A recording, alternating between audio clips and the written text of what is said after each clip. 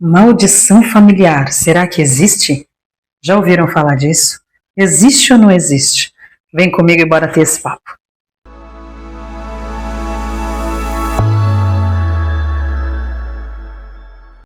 Olha, eu não sei vocês, mas eu já ouvi algumas histórias, e inclusive eu tenho uma pessoal, né, que meio que passou pela família e ainda está acontecendo aí, né, alguns relatos, algumas percepções. Eu sou filha de pais que já desencarnaram, inclusive a minha mãe fez a passagem dela no final do ano, no último trimestre do ano passado. E a minha família, minha história entre os familiares, mas principalmente pai e mãe, sempre teve uma carga espiritual, de perseguição espiritual bem pesada, bem forte. Situações que vieram do meu pai para dentro de casa, conflitos energéticos muito densos, pessoas com mediunidades, né, pais com uma mediunidade muito potente, desde os meus avós, que não quiseram trabalhar, não quiseram lidar com isso, mas agora que eles não estão mais aqui na terceira dimensão, percebemos movimentos acontecendo que parece que é uma energia que ainda está tentando encontrar um hospedeiro, e isso parece muito roteiro de filme de terror, né?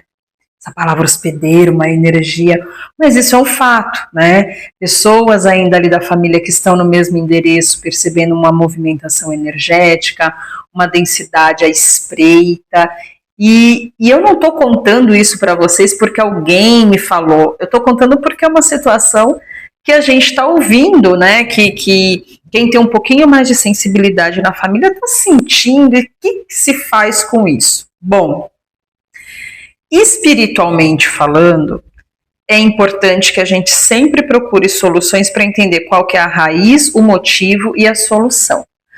Mas, para além dessa história com roteiro de filme aí de suspense que eu estou contando para vocês, existe também questões de ancestralidade que acompanham gerações, e isso é um conceito muito mais da psicologia do que da espiritualidade, e é por conta dessas coisas que eu falo para vocês que espiritualidade e autoconhecimento precisam caminhar juntos. Quer ver eu contar um outro caso para vocês e vocês vão se identificar? Se não se identificaram com a minha história pessoal, podem se identificar com isso.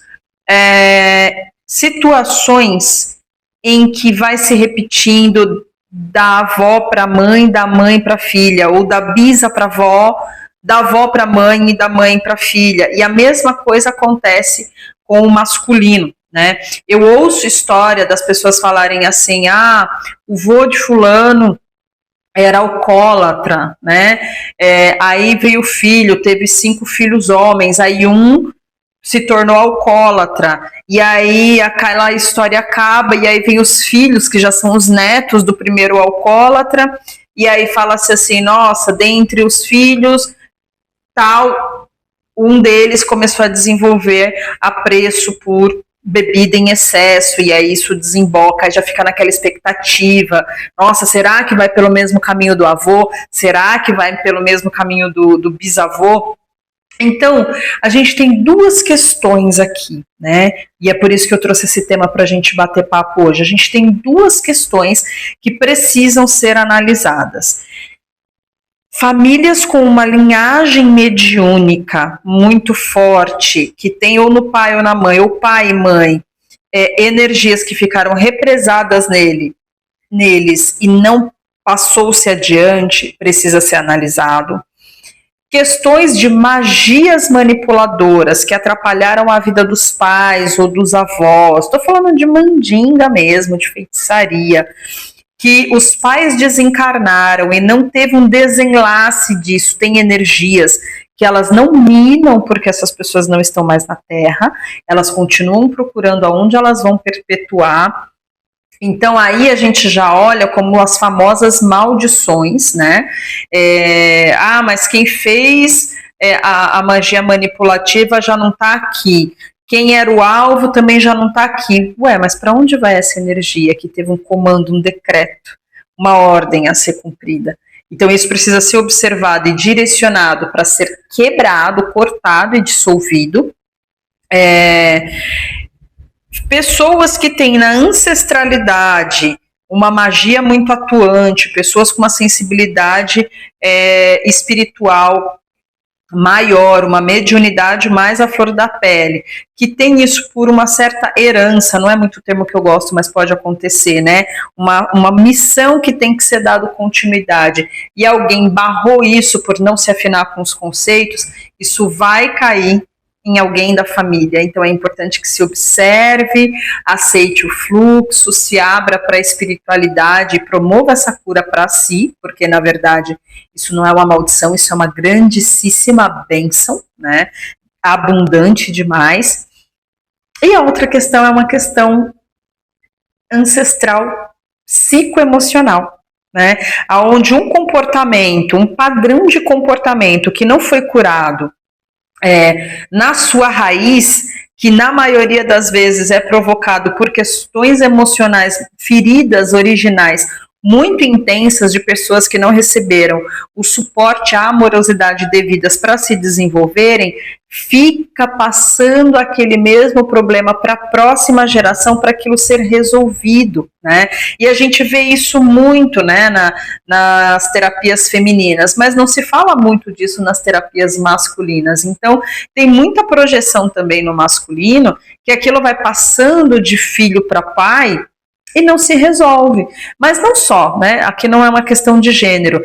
Projeções de situações que aconteceram, o inconsciente está ali imbuído daquela energia, não se foi tratado terapeuticamente e aquilo desemboca na próxima geração.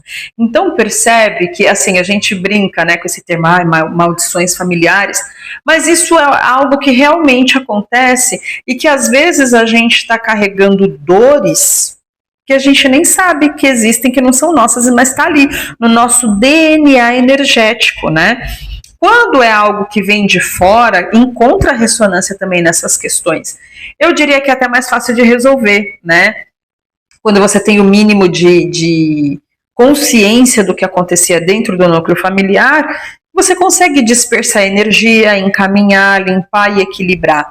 Mas quando é uma questão ancestral que vem passando dentro desse sistema familiar, é importante que a terapia seja um grande aliado. A gente precisa dissolver os elos energéticos, sim, mas precisa, com a terapia, ter grande consciência do que é esse sistema de ferida, né, que vem passando de geração em geração, normalmente vibrando numa grande falta da amorosidade, do cuidado, da nutrição, que ficou em aberto lá atrás e que está chegando aí na sua terceira ou quarta geração e ainda não foi sanado. Aí não tem jeito, aí é cuidar-se, trabalhar o autoconhecimento, trabalhar-se terapeuticamente, porque quando você cura em si, essa é a parte mais profunda e legal, quando você cura em si, você cura a sua linhagem por completo e não deixa que aquilo passe adiante. Então você cura os de antes e cura os de depois, né? Você cessou-se em você, aquilo não vai passar adiante, é como se você liberasse as suas próprias gerações, e não necessariamente só dos frutos que você vai gerar, né, mas dos seus familiares, os próximos frutos vão nascer libertos dessa ferida original, que às vezes vem machucando aí gerações e gerações da sua ancestralidade. Tá bom? Então, o nosso bate-papo de hoje foi sobre o quanto a gente não é desconectado, né? A gente tem a nossa individualidade, mas a gente está dentro de uma rede psicoenergético espiritual, e se compreender nessas grandes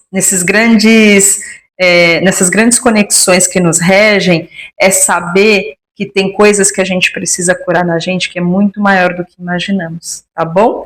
Então é isso que eu tenho para vocês hoje e vejo você no próximo bate-papo por aqui no nosso Era Sideral. Tchau, tchau.